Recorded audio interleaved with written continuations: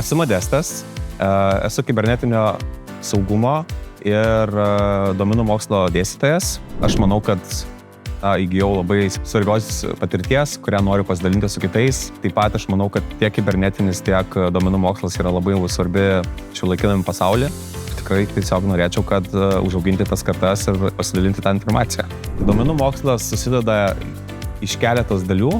Tai pirmas dalykas yra duomenų surinkimas, ar ne, tada jų yra vizualizacija, nes mes vizualizuojam tos duomenis, ar ne, juos apdorojam, kad juos teisingai vizualizuoti ir visam tam mes naudojam taip pat ir dirbtinį intelektą.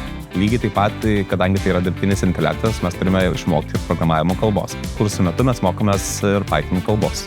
Tikrai nepakeis, manau, tuo dirbtinis intelektas. Tai galbūt tiesiog bus padaryti daug lengviau žmogui, integruoti visą tai lengviau, nes vis dėlto būtent duomenų mokslas to ir yra įdomus, tai mes patys juos kūrėm. Tai reiškia, mes kūrėme tą patį dirbtinį intelektą, kūrėme tos modelius, kuriuos vėliau mes galime naudoti savo duomenims. Šiaip iš tikrųjų galėčiau suskirstyti visą tai į kelias grupės.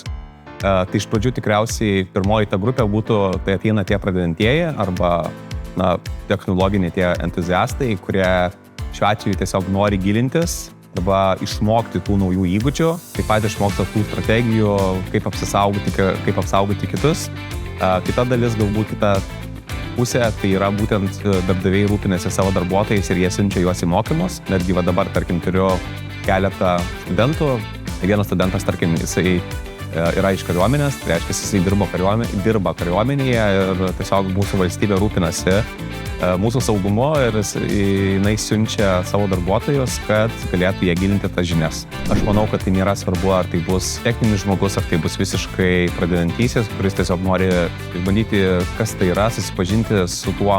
Labai daug būna ir savo studentų sutinku, jau kurie net ir baigė kažkada, ir pamatė, kad tikrai tai nėra baisu, kadangi mes paskaitų metu mokomės nuo pradžių visko ir tiesiog einame nuo lengviausių iki sudėtingiausių dalykų, kad tiesiog būtų vėliau galima taikyti savo profesinėje veikloje.